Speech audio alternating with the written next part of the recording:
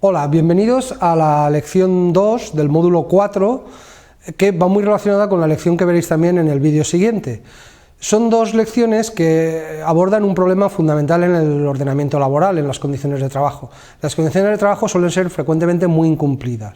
Incluso suele haber problemas de fijación de las condiciones de trabajo. Visteis que la jornada, el salario había que pactarlos y muchas veces hay problemas sobre lo que quieren los trabajadores, lo que los empresarios ofrecen. Por eso la ley establece dos grandes bloques de mecanismos de tutela. Uno, el que pueden hacer los propios trabajadores, lo que se conoce como autotutela, que es lo que veremos en esta lección. Otro, los mecanismos externos, inspección de trabajo, tribunales laborales, que lo veréis en la lección siguiente. Si nos centramos en la autotutela se basa fundamentalmente en un derecho constitucional. Un derecho constitucional, en realidad dos derechos constitucionales que tenéis en el artículo 28, libertad sindical, derecho de huelga.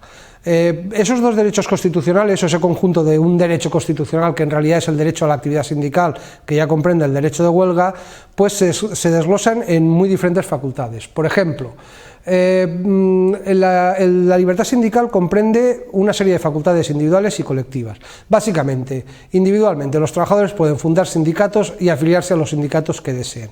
Colectivamente, los sindicatos se organizan libremente y tienen derecho a actuar sindicalmente, a reivindicar, a negociar, a declarar la huelga.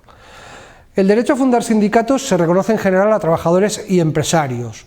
La ley lo extiende también a ciertos colectivos, permitiéndoles afiliación, por ejemplo, autónomos que no tengan trabajadores, por supuesto también a los funcionarios, pero excluye a determinados colectivos. Los tenéis ahí, jueces y magistrados, cuerpos armados del Estado, la policía tiene algunas reglas especiales, aunque sí que tiene derecho de libertad sindical, y básicamente el derecho a la actividad sindical que se reconoce, porque los sindicatos se crean para algo, no simplemente para existir, pues comprende toda una serie de facultades.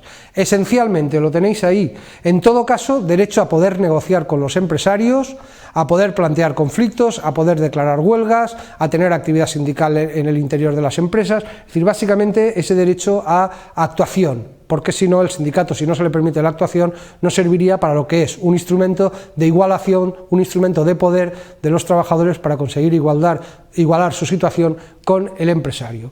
Los afiliados en la empresa, en todas las empresas, siempre que haya más de un afiliado, pueden constituir secciones sindicales, realizar reuniones, recaudar cuotas, es decir, tener también actividad sindical de esa sección sindical.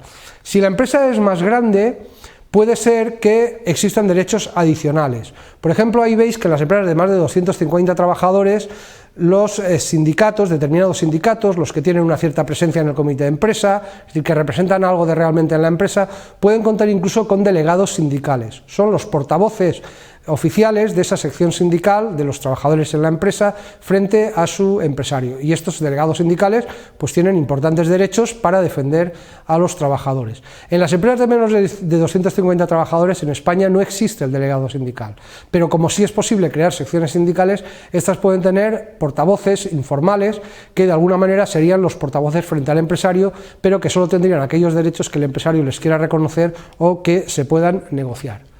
También es muy importante que tengáis en cuenta que vivimos en un régimen constitucional de pluralismo sindical. Cualquier grupo de trabajadores puede crear un sindicato, pero evidentemente no todos los sindicatos son iguales. No es lo mismo un sindicato que obtenga muy buenos resultados, represente a muchos trabajadores, que un sindicato que sea muy minoritario. Por eso la ley establece una diferenciación que tenéis ahí, diferenciando entre los sindicatos representativos y los que no lo son. Sindicatos representativos reconoce básicamente tres niveles. Los más representativos a nivel estatal, han obtenido muy buenos resultados en las elecciones a nivel estatal, son dos en el Estado español: comisiones obreras y UGT comisiones obreras. Sindicatos más representativos a nivel de comunidad autónoma. Son sindicatos que actúan en una comunidad autónoma y ahí han obtenido muy buenos resultados, representan a muchos trabajadores en esa comunidad autónoma. Básicamente aquí tenemos tres sindicatos según épocas. Tenemos en el País Vasco ELA y LAB, y tenemos en Galicia CIGA, la Confederación Intersindical Galega. Y luego son los sindicatos representativos en algún ámbito concreto. No son más representativos en esos ámbitos más amplios, pero por ejemplo representan mucho en la enseñanza o en la función pública o en el sector de la industria química, y ahí tenéis muchos sindicatos. Por ejemplo, en la comunidad de la que yo os hablo es un sindicato muy importante, la Intersindical de Trabajadores Valenciana. En otros ámbitos pueden ser los CGT, puede ser USO, es decir, son sindicatos que son representativos en un sector concreto, por ejemplo en el sector del empleo público, la Confederación Sindical Independiente de Funcionarios, la CESIF. Bien, estos sindicatos normalmente tienen más derechos que los demás. Siempre hay que respetar los derechos básicos de cualquier sindicato, establecer criterios en muchos casos de proporcionalidad, pero son algunos sindicatos que tienen derechos especiales. Por ejemplo, para negociar convenios, solo los 3 primeros bloques, representativos a nivel de la comunidad autónoma, más representativos a nivel estatal, son los que tienen reconocido el derecho a negociar aquellos convenios que vimos, los estatutarios, los que afectan a cualquier trabajador y empresario. La libertad sindical puede ser molesta para el empresario y por eso existen toda una serie de mecanismos.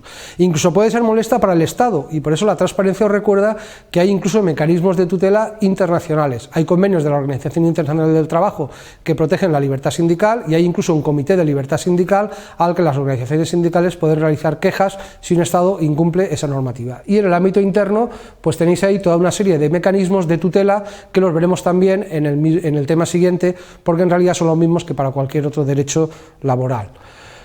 La huelga se reconoce en el artículo 28.2 de la Constitución, el derecho de huelga. Tiene una característica muy especial en nuestro Estado y es que ha sido imposible ponerse de acuerdo a nivel parlamentario para una regulación de la huelga después de la Constitución. Por lo tanto, curiosamente está regulada por un decreto que se dictó en 1977, en la época de la transición política, y que era un decreto que se pensaba que iba a ser muy provisional y lleva ya 40 años de vigencia. Es un decreto que se declaró en gran parte inconstitucional, pero es el régimen que tenemos de huelga. Básicamente la huelga comprende 2 derechos muy importantes: convocar huelga es un derecho colectivo, adherirse o no a la huelga, que es un derecho individual. Bien, la huelga se sujeta a toda una serie de reglas procedimentales, de ellas la más importante, las tenéis en esta transparencia, pero la más importante es la obligación de preaviso. En España las huelgas hay que preavisarlas con 5 días de antelación o 10 si afectan a servicios públicos que puedan resultar esenciales para la comunidad.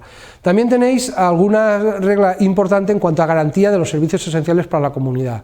Aquí las autoridades gubernativas pueden establecer servicios mínimos y generalmente abusan de ellos. Generalmente es sorprendente que muchas veces se establecen servicios mínimos abusivos que luego los tribunales declaran ilegales, pero que han dificultado la huelga. Es un problema mal resuelto derivado precisamente de que no tenemos una regulación posterior a la Constitución. Bien, y luego de la huelga es importante que sepáis sobre todo los efectos. Para los trabajadores que participan en huelga es una situación legal y lo que produce es una suspensión de su contrato de trabajo. Por lo tanto, no cobran, no trabajan. Para los trabajadores que no participan en huelga, si pueden acceder al centro de trabajo y trabajar, para ellos es una situación de trabajo normal. Pero lo que no puede hacer nunca el empresario es utilizar medidas organizativas en la empresa para neutralizar los efectos de la huelga. Por ejemplo, incorporar trabajadores nuevos, por ejemplo, cambiar de puesto a los trabajadores para neutralizar los efectos de la huelga. Es decir, de alguna manera la ley protege que la huelga, en la medida de lo posible, produzca sus efectos. Bien, como veis, esta autotutela de los trabajadores es un mecanismo esencial para la defensa de sus trabajadores. Nosotros os hemos hecho una pequeña introducción, completarlo con los materiales que tenéis y nos veremos en el próximo vídeo.